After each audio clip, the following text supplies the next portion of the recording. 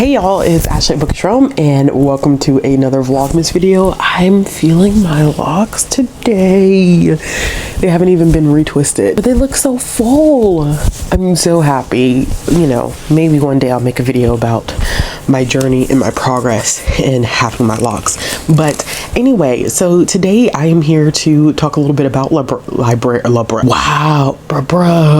bugging, tongue twisting type of day. So today I am here to talk a little bit about librarianship, which I talk about librarianship all the time because I eat, sleep, breathe librarianship. I'm so passionate about it. I love it. It is the career that was made for me. I was made for it. We're like peanut butter and jelly. It's the fruit to my loop. I don't know what other analogies I could use here, but there are a lot of them that people use whenever they're in relationships, whatever. Anyway, so librarianship and I have such a wonderful relationship. We have a very authentic and loving relationship. We're loyal to each other. We are passionate about each other. It is one of the best relationships that I've had in my entire life. I absolutely adore it. So the reason why I chose to do this video is that I had started doing a whole series on my channel that was all about librarianship, and those videos actually get a lot of views. I get a lot of people who ask me questions about librarianship, like, you know, what do I need to do, what degree do I need to get, and what school do I need to attend. And it's pretty daggone awesome that so many people are interested in investing in librarianship. I know there are people who have changed their career paths and have become librarians because of the fact that they've watched the videos, and I am so thankful that I was able to show so much respect to this field that you would want to actually end up pursuing it. So I will not say it's all me. I definitely believe that the field itself, it speaks for itself.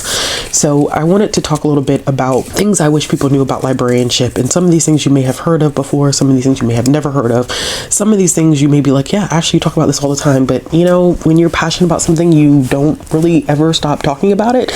So the holiday song for today is My Wish, which I don't think that I really have to do much explanation for that. I mean, clearly my wish is the things I wish that people knew about librarianship. So one of the key things that I always tell people about librarianship, number one, is that it is not a field in which you should go in expecting to read all day. We constantly get that all of the time. People constantly say, oh my gosh, you probably get to read all day and, you know, it's probably a relaxing job. I think there are certain aspects of librarianship that are definitely relaxing and things that make it a really easy job to kind of latch to, but I will not say, one, that we get to read all day every day. As a matter of fact, before I got this position, which allows me to listen to audiobooks a little bit more frequently, I still can't physically read the way people think I do unless it's during my lunch break, okay? Audiobooks basically help me get through some parts of my days, like when I'm not in meetings and I'm at my desk and I'm doing kind of like everyday tasks. Then I get the opportunity to read, but sitting down and reading all day, absolutely not. I don't know where that kind of perception came from, I guess because we work with books, but you know, you need to understand that primarily we work with people. And I think that people often forget that people are the most important things. People that come into our libraries are at the forefront in the center of everything that we do. We are passionate about our communities.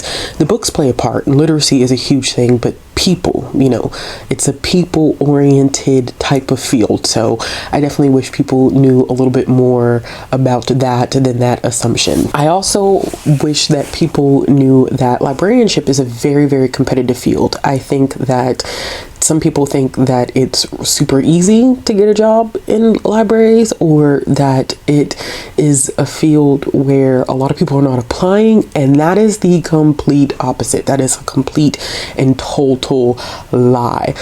It is one of the most competitive careers that I have ever dealt with in the time that I've been working. It is very, very difficult to get into a job, and once people get in, they often don't leave. So even those who typically graduate from getting their master's in library information science, or they're graduating from undergrad, or they're doing a degree switch, or whatever the case may be, it is difficult to get your foot in the door. It is not simple to get your foot in the door. I wish I could say that it is, but it's not. I think that when I first applied, applied to be in the field of librarianship. I applied for 3 jobs before I even was able to get an interview. So that should tell you something right there. And once I got my foot in, I was thankful because I don't plan on leaving. It is very, very difficult, and it's a very, very competitive field.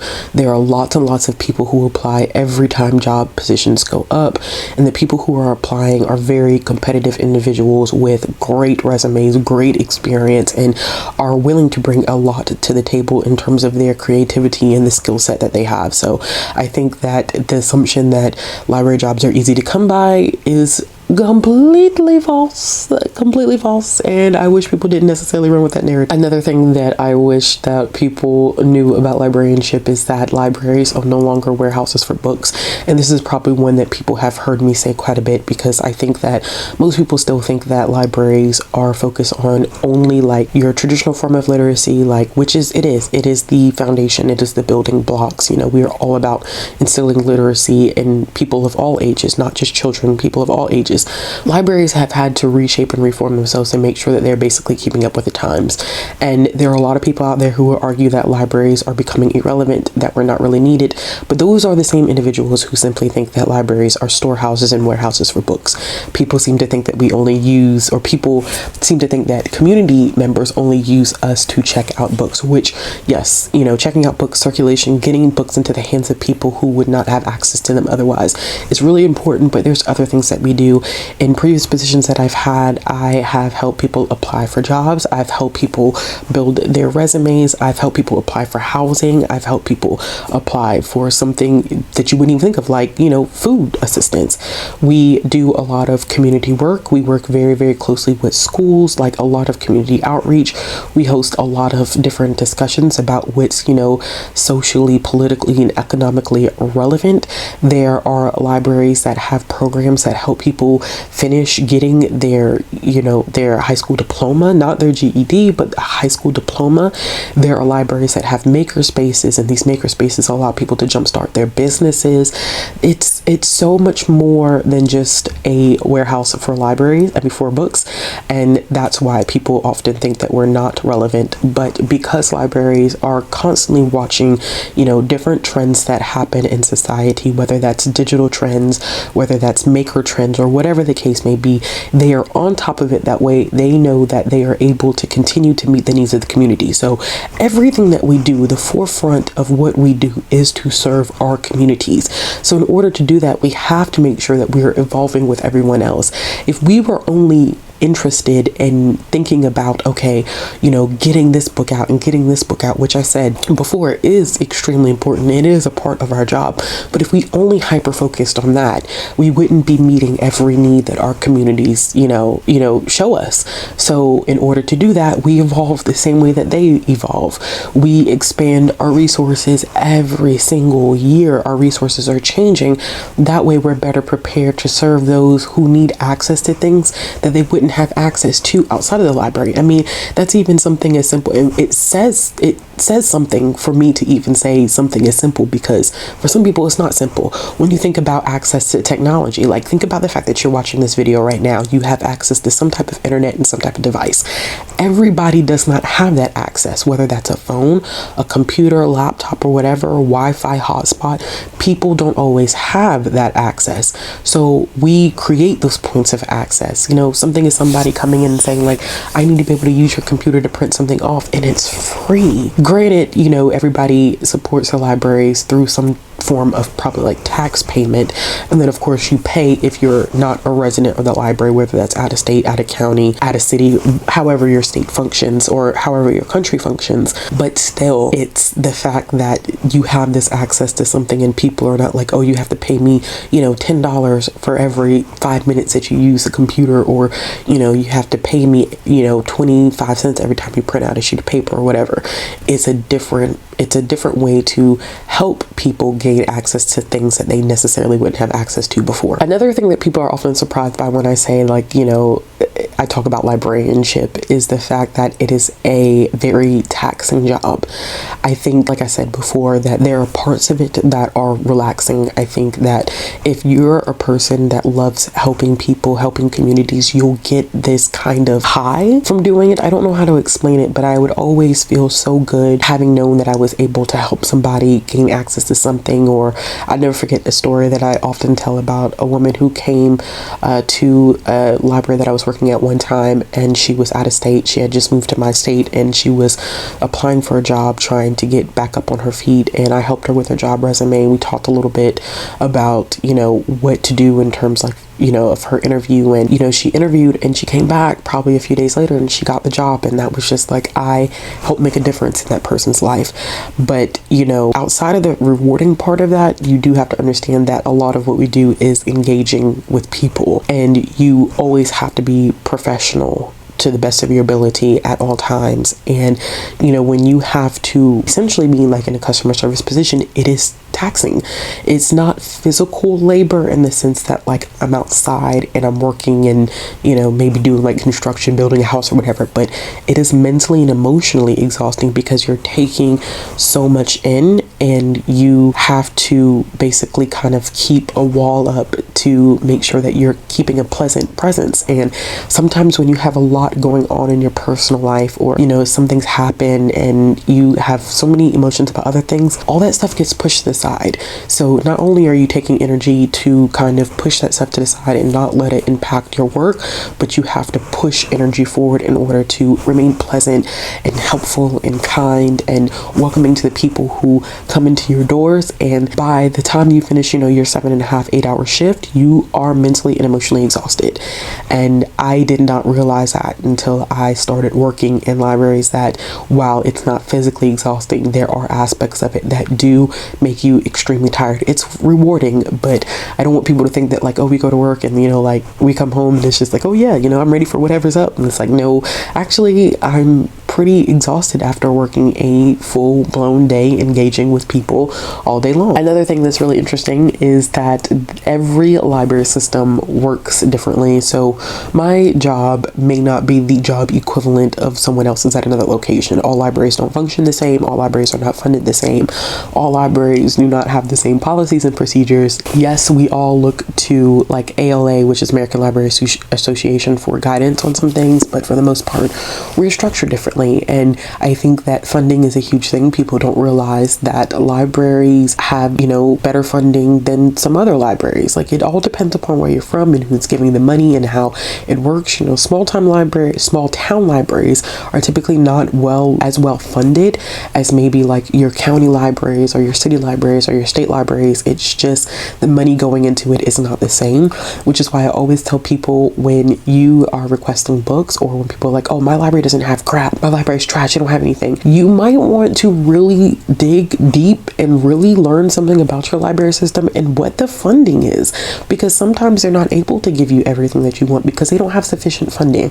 And that's the time when you start to do some advocacy on behalf of your libraries, because, you know, you may need to reach out to whoever is providing funding, whether that's a city council, whether that is a county council, whether is that like a board of trustees, or whether that's, you know, your state giving direct funding. Like, you never know, and sometimes they need to hear directly from the people that it's impacting in order to make sufficient changes to better be able to serve the community. But if the community doesn't speak up, then they're going to think that everything is going fine. I think I've seen it too many times within this community where people have said, oh, my library sucks, or my library's trash, and it's like, but is it really, or is it that they just don't have sufficient funding to be able to give you what you want?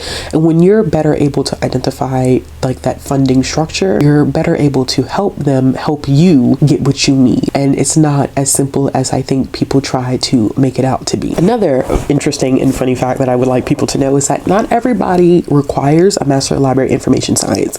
I've gotten this question a lot on past videos, and I kind of wanted to address it now because it's kind of hard for me to like retroactively address every comment that I get on those library videos, because some of them are upwards to like 10-15,000 views and lots and lots of comments, and a lot of them have blown up in ways that I did not expect those videos are probably the highest viewed videos on my channel are those library videos, but I definitely would like you all to know that you would have to do some research into the library system that you're trying to apply for. Not every library requires the MLIS. Some libraries are pushing away from doing MLIS, and I definitely have talked about that before in a video where I think I talked about like where are all the Black librarians. I talked a little bit about the fact that sometimes requiring an MLIS can create barriers for certain groups, and that a lot of libraries are starting to identify that they want to make sure that employees that are already within the system or people who are outside the system who are applying to get into the system have an equal footing in terms of opportunity. So I know that people are like, you know, when should I get my MLS? Where should I get it from? My first kind of reaction to that and my answer to you would be research whether your library needs you to require an MLIS first, because you don't want to end up in a situation where you are spending thousands of dollars to put into this program, which most library programs that I have encountered are good. The one that I went to was really good, although I think I had a little bit of an advantage because I was already working in a library when I went to library school, so it was easy for me to kind of dive into the work and do certain things when I already had like hands-on experience. I always tell people, like, before you make that big of an investment, and you know, whether you have to take out loans or not, and not even just about the money, but like time investment, because it is a lot of work. It is a science degree, meaning that there's a lot of research behind what you'll be doing in your field. Make sure that your library even requires for you to have an MLIS before you get your foot in the door. And sometimes they don't even require you to have an MLIS until you start to move up to professional positions. So everybody that works in a library is not technically a librarian, if that makes sense. The classification is not technically a librarian. It is a professional title, and it is something that I also find interesting because people think that everybody that you see when you walk into a library is technically a librarian, and technically they're not. Not to take anything away, but internally we look at it differently, where like you have things like a library page, or you have like library assistants, or you have, you know, your professional titles, which, you know, you could do your children's librarian, teen librarian, adult services librarian. It all depends on the system and how they classify their employees, but everybody who works in the library is not instantaneously classified as a librarian. The public doesn't know that. I mean, anybody that walks in, they're like, oh, it's a librarian, you know, go talk to a librarian, and we don't try to, it's no point in trying to explain that. But so yes, I think that for the most part, those are like the main things that I wish people knew about when it comes to librarianship. I'm sure there's like tons and tons more that I wish people knew about librarianship, but those are probably like the key things that I think a lot of people have like made assumptions about when it comes to librarianship, and there's so much more to librarianship than those assumptions. I also, you know, on a final note, I think that I want people to realize that librarianship is really it is probably one of the most rewarding careers that I have ever stepped into, and it makes me feel so fulfilled as a person. It brings me so much joy, and I think if you're the type of person that's really invested in whatever community you would end up serving, if you're really invested in making sure that they have equal access and opportunity to resources that they often would not have access to outside of their libraries, then it's a career path that's for you. And it's the reason why a lot of people get into it and then they don't end up leaving. And that's not to say that librarianship is without its flaws. We have our issues just like any other career field. We have, you know, our ups and downs, some things that we're not always proud of, people who say things that they shouldn't say, people who do things that they shouldn't do. But I think that, you know, for the most part, it is such a rewarding and fulfilling job. And if those are kind of the things that you look for whenever you're in a career, I would highly recommend really considering it. You know, I don't ever know what my day is going to be like when I go to work. Even in the job that I am now, where I'm working more behind the scenes than directly like with customers all the time, I still don't know what my job is going to be like every day. And I think that that's probably one of the huge pluses for it, is that it's not like a thing where you feel like it's the same old all the time, that you're like, dang, you know, I'm sitting here and I'm doing the same thing all the time, and it's, you know, I'm just bored of it. There's nothing new, there's nothing different.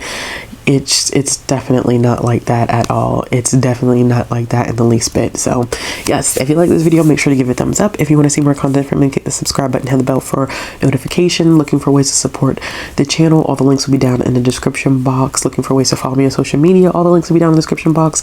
And I will be back with another video tomorrow. We are so close, y'all. We are so close to finishing. I just can't believe how far we've made it. Like, this is crazy. This has been a ride, and I'm really happy that we're like pretty much like almost to the finish line already. It went by really quickly. But yeah, be back with another video soon.